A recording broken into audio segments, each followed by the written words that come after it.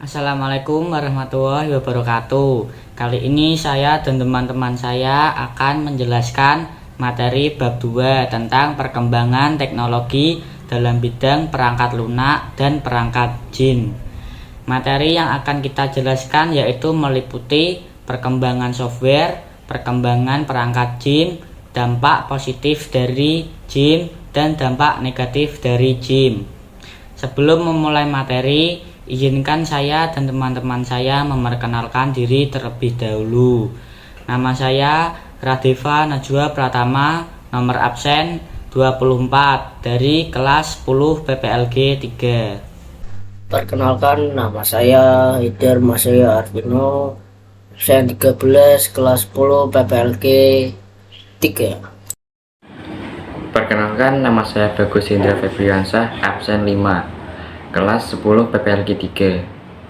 Nama saya Nabil Arif, absen 20 dari kelas 10 PPLG 3. Jika perkenalan telah usai, mari kita saksikan materi yang telah kita rangkum bersama. Enjoy guys. Perkembangan software dibagi menjadi 4 era, yaitu pertama adalah era pionir dari tahun 1950 sampai tahun 1965. Pada era ini, software masih berupa sambungan kabel antar bagian komputer.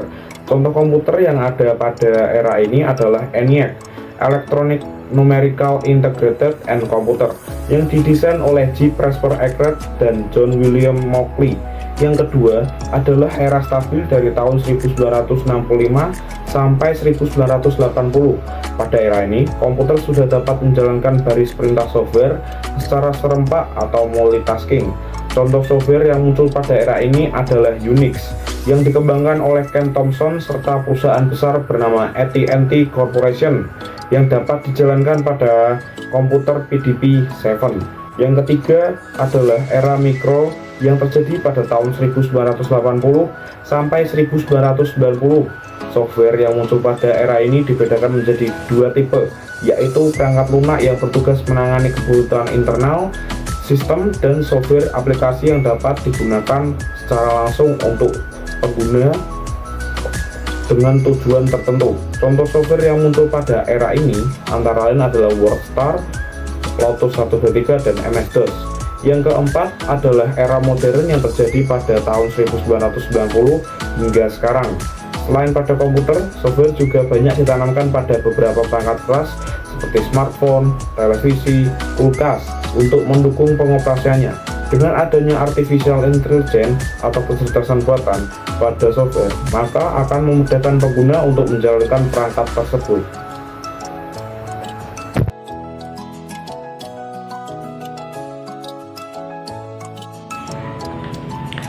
Materi selanjutnya adalah perkembangan teknologi game. Game untuk pertama kalinya dikembangkan oleh Thomas Taliaferro, Goldsmith Jr., dan Arthur Rayman, yang mengembangkan permainan elektronik pertama dengan menggunakan tabung sinar katode yang dinamakan katode ray tube amusement device. Berikut penjelasan 9 generasi perkembangan teknologi game. Teknologi game generasi pertama terjadi pada tahun 1952 hingga 1975. Teknologi generasi pertama ini menampilkan visual pada layar elektronik dan menerapkan kecerdasan buatan yang diciptakan oleh Alexander Sandy Douglas pada tahun 1952 di Univ Cambridge.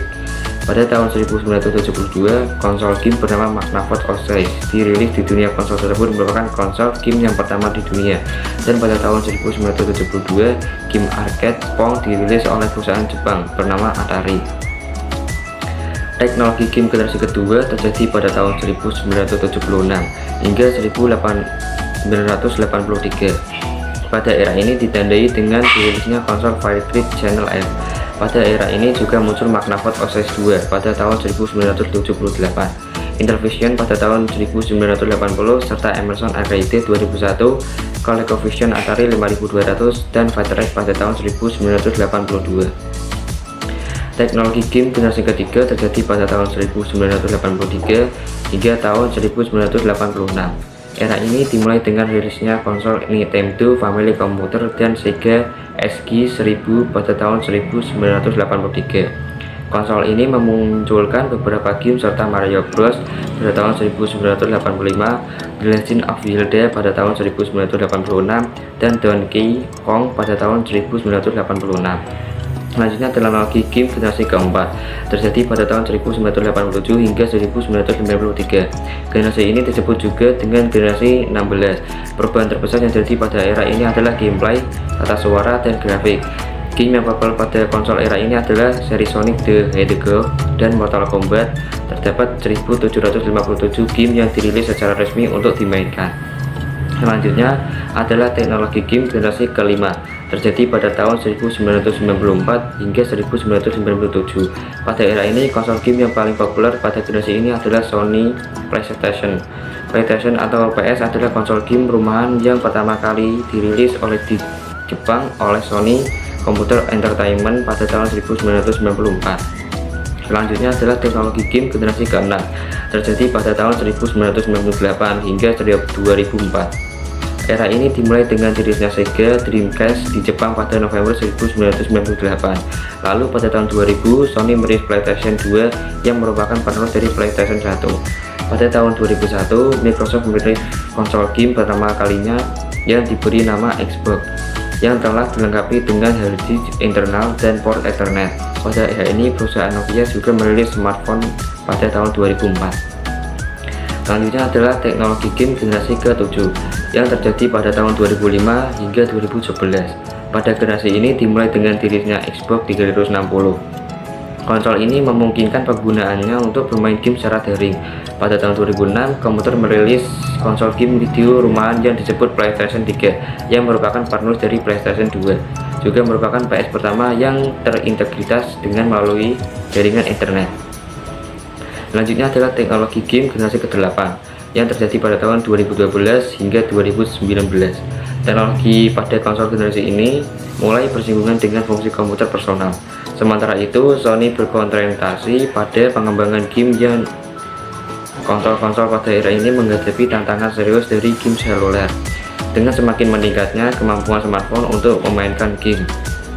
Teknologi yang terakhir adalah teknologi game generasi ke-9 yang terjadi pada tahun 2020 hingga sekarang. Di generasi ini dimulai dengan rilisnya Xbox Series X.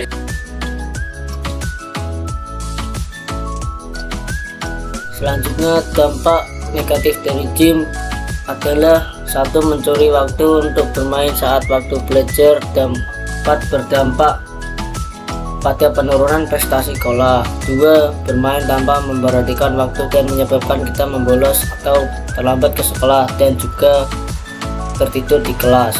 4. Dapat juga mengabaikan lingkungan di sekitar dan cenderung bersikap individualis. 5. Juga dapat menjadikan kita bertutur kata yang tidak sopan kepada teman dan sering berkata kasar.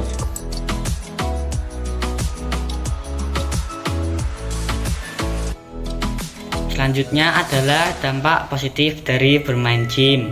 Ada beberapa contoh dampak positif dari bermain game, yaitu sebagai berikut. 1. Mengasah dan meningkatkan aktivitas otak. 2. Melatih sportivitas agar dapat menerima kekalahan. 3. Melatih kematangan pola pikir dan pengambilan keputusan. 4. Melatih keterampilan baru, khususnya dalam bidang teknologi informasi dan komunikasi. 5. Memperluas jaringan pertemanan pada sistem daring. Sekian materi yang dapat saya dan teman-teman saya sampaikan.